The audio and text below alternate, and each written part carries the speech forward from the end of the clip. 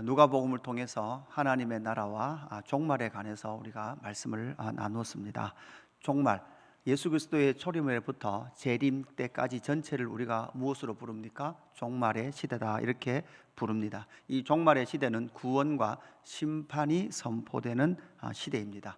이렇게 구원과 심판이 선포되는 이 시대에 밤낮 부르짖는 택함받은 사람들, 그 원한을 가진 사람들이 있다라고 말씀을 하셨고, 이들은 인자가 올 때까지 이런 자들이 일어날 것이다. 하나님의 나라와 세상 나라의 충돌 속에서 하나님의 나라를 살며 그 원한을 하나님 앞에 올려드리는, 기도로 올려드리는 자들이 있다라는 것을 우리에게 말씀해 주셨습니다. 그러면서 의롭게 여기는 바리새인의 기도와 죄인 세리의 기도를 통하여서 결국 하나님의 나라는 이 작은 자들의 나라, 작은 자들이 하나님의 나라를 살아가며 이 땅 가운데 밤낮 하나님께 부르짖는 하나님의 나라 백성들이 될 것이다 라는 것을 예수님은 가르쳐 주셨습니다. 그리고 오늘 본문에는 이제 종말을 살아가는 하나님의 나라 백성들과 그 예수님의 제자들의 길, 결국은 믿음을 지키는 길이 어떤 길인가 라는 것을 우리에게 말씀해 주고 있습니다. 인자가 올 때에 내가 믿음을 보겠느냐라고 말씀하셨던 예수님께서 결국은 인자가 올 때까지 믿음을 지키는 길이 무엇인가 라는 것을 우리에게 말씀해 주고 있는 본문이기도 합니다. 이 본문 우리가 잘 아는 말씀이죠. 어린아이가 예수님을 찾아왔을 때 부모가 안수하여 주기를, 만져주기를 원하면서 데리고 왔을 때 제자들이 꾸짖습니다. 이 일을 통해서 먼저 그 믿음을 지키는 길이 무엇입니까? 첫 번째는 하나님의 나라를 계속해서 받아들이는 것이다 라고 말씀하고 있습니다. 제자들이 어린아이들을 데리고 오는 것을 꾸짖습니다. 그럴 때 예수님께서 16절 이렇게 말씀합니다. 예수께서 그 어린아이들을 불러 가까이 하시고 이르시되 어린아이들이 내게 오는 것을 용납하고 금하지 말라. 하나님의 나라가 이런 자의 것이니라, 이렇게 말씀하셨죠. 이런 자의 것이라는 것은 위의 본문과 연결해 볼 때 작은 자들을 말씀하고 있습니다. 하나님의 나라는 큰 자들의 나라가 아니라 작은 자들의 나라죠. 여러분, 작다라는 것의 상징으로서 어린아이가 등장합니다. 작은 아이가 등장하죠. 이 작은 아이를 통해서 하나님의 나라로 대표되는 작은 자, 어린아이로 그렇게 상징되어 있습니다. 그러면서 17절 뭐라고 말씀하고 있습니까? 내가 진실로 너에게 이르노니 누구든지 하나님의 나라를 어린아이와 같이 받아들이지 않는 자는 결단코 거기 들어가지 못하리라 하시니라, 이렇게 말씀하고 있죠. 그러니까 어린아이를 말씀하면서 예수님은 받아들인다, 이렇게 말씀을 하고 있는 거죠. 결국은 어린아이로 대표되는 이 작은 자들의 모습은 받아들이는 거죠. 자기의 것이 강해서 거부하는 것이 아니라 이 어린아이들은 아직도 마음이 부드럽기 때문에 가르치는 것을, 또한 설명해 주는 것을 무엇합니까? 받아들입니다. 받아들이는 자가 바로 믿음을 지키는 자다라는 것을 말씀하고 있죠. 여러분, 나이가 들면 들수록 우리는 우리의 것이 고착화됩니다. 굳어집니다. 그래서 잘 받아들이지 않습니다. 그 목사님, 그거는 성경의 이야기고, 우리는 성경 이야기고, 그건 성경에나 나오는 이야기고, 우리의 삶은 절대 그렇게 될 수 없습니다 라고 살아보니까 자꾸 그 생각이 우리를 굳게 만드는 거죠. 이렇게 되면 여러분, 믿음을 지키기 어렵습니다. 믿음을 지키는 자는 어떤 자인가 하면 계속해서 하나님의 나라의 가르침을 받아들이는 거예요. 성경이 진리구나, 예수님의 가르침이 진리구나 라는 것을 인정하면서 계속해서 하나님의 나라를 받아들이는 자, 그들이 바로 무엇을 지킬 수 있습니까? 믿음을 지킬 수 있다라고 말씀을 하고 있는 거죠. 우리는 왜 평생에서 신앙생활을 하면서 이렇게 신앙생활을 합니까? 계속해서 말씀을 들으면서 신앙생활을 합니까? 여러분, 이렇게 해야만 우리의 심령이 굳어지지 않습니다.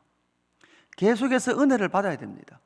여러분, 우리는 한번 옳다고 생각하면 끝까지 옳다고 생각합니다.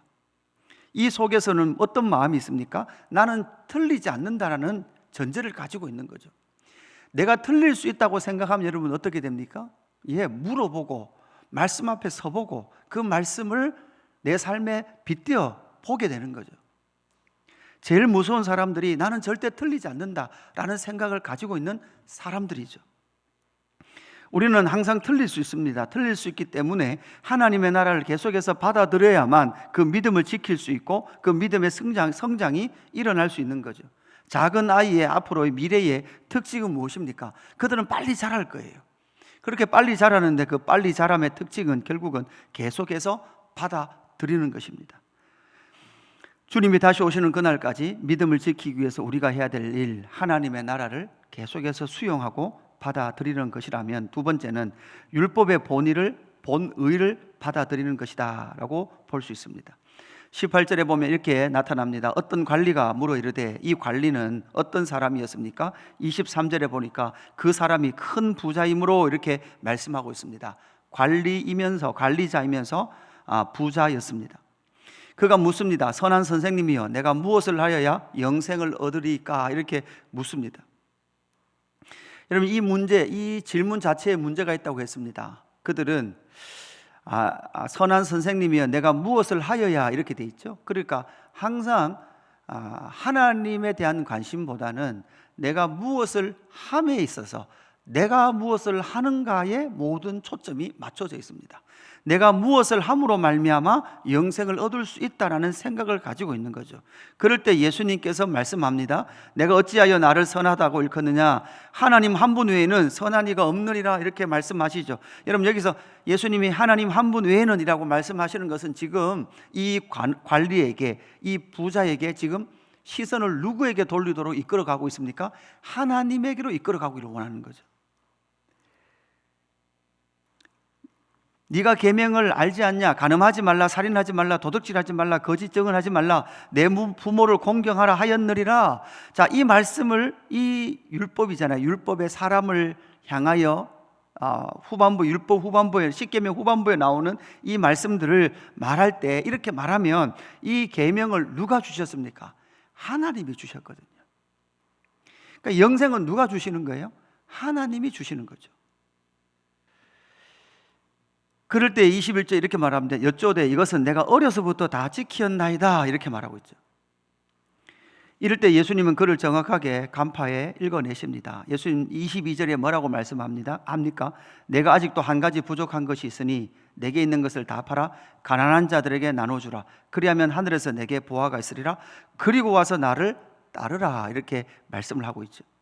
결국 여러분, 이 율법의 본의는 무엇입니까? 율법의 본의는 사실 이런 명령을 통해서 우리의 죄인됨과 우리의 불가능함을 인식시켜 주시고, 또한 그것이 인식된 자들은 하나님의 말씀을 따르는 그 삶을 사는데, 그 말씀을 삶을 통해서, 이루어냄을 통해서 영생을 얻는 것이 아니라, 여러분, 율법은 사실은 내가 온전히 지킬 수 없죠. 여러분, 이 관리에게 예수님께서 네 소유를 다 팔아라 라고 말씀하신 것은, 사실 간음하지 말라, 살인하지 말라, 도둑질하지 말라, 거짓 증언하지 말라, 내 부모를 공경하라, 이 말씀은 어떤 말씀입니까?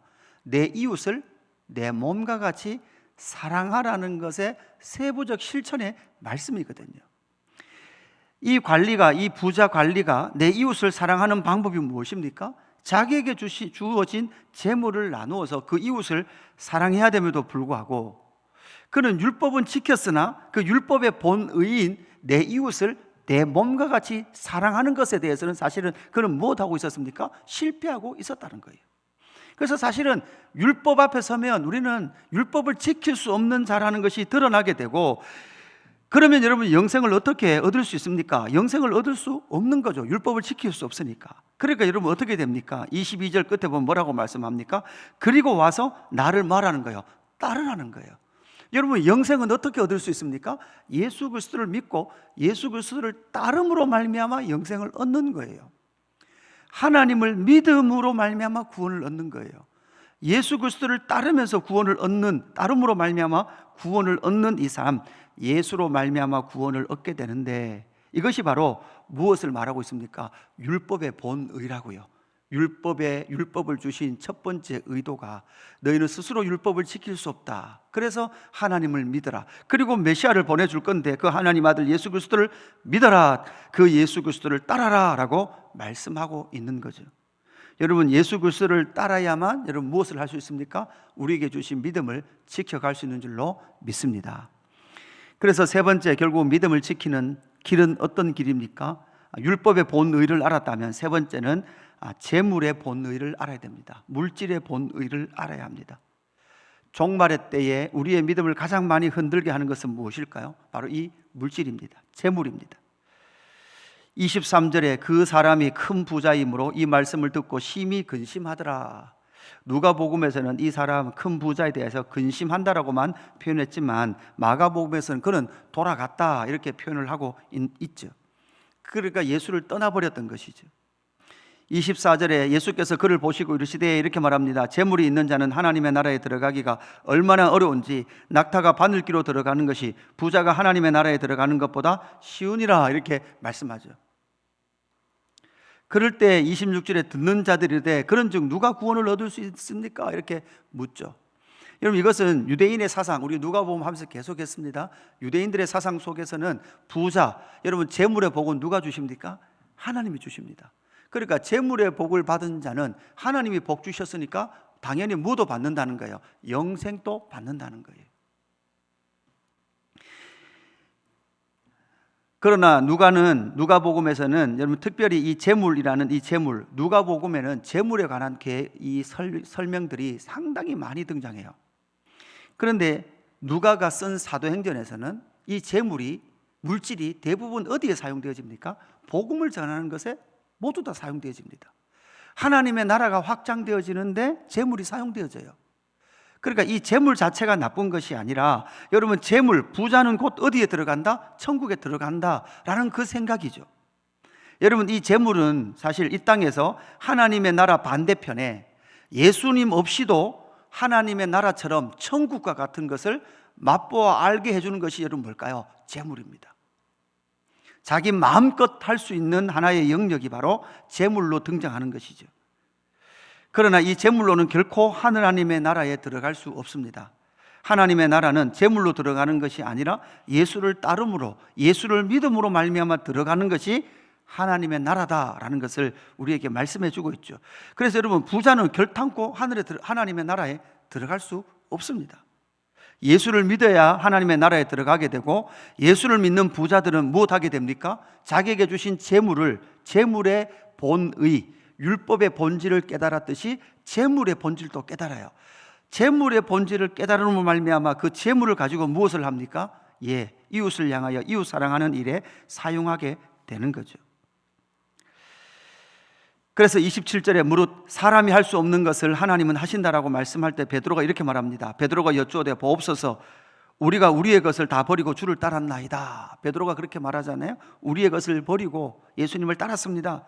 그럴 때 예수님께서 이렇게 말씀하시죠. 내가 진실로 너에게 이르노니 하나님의 나라를 위하여 집이나 아내나 형제나 부모나 자녀를 버린 자는, 이 말씀 29절만 보면 여러분 아내를 버려도 돼요. 형제를 버려도 돼요.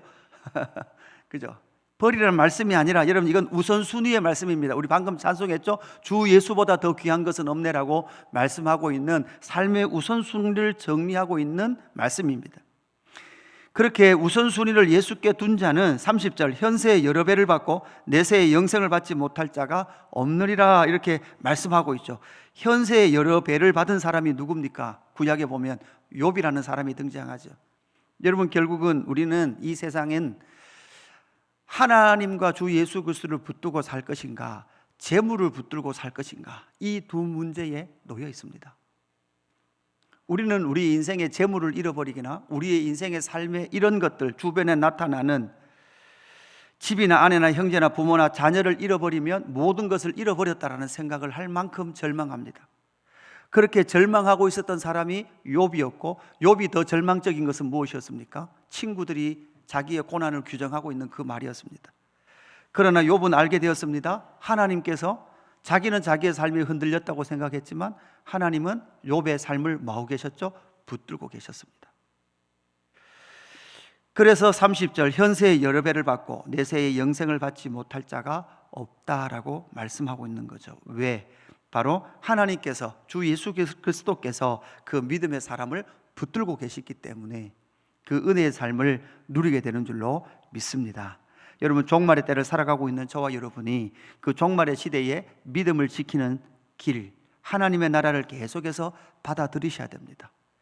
그래서 우리의 심령이 굳어지지 않도록 계속해서 하나님의 나라를 받아들이고 율법의 본의와 재물의 본의, 돈의 본의가 뭔지를 여러분 알고 하나님의 나라와 또한 이웃을 사랑하는 일에 우리의 삶을 올려드리는, 예수 따라가는 저와 여러분 되기를 주님의 이름으로 축복합니다. 하나님 아버지 감사합니다. 이미 임한 하나님의 나라는 종말을 향해 나아가고 있습니다. 종말의 시대를 살아가고 있습니다. 하나님 아버지, 작은 자들, 하나님의 나라 백성들이 이곳에 모였습니다. 하나님, 그들의 눈에는 눈물이 끊이지 않고 세상 나라와 투쟁하며 분투하며 살아가고 있습니다.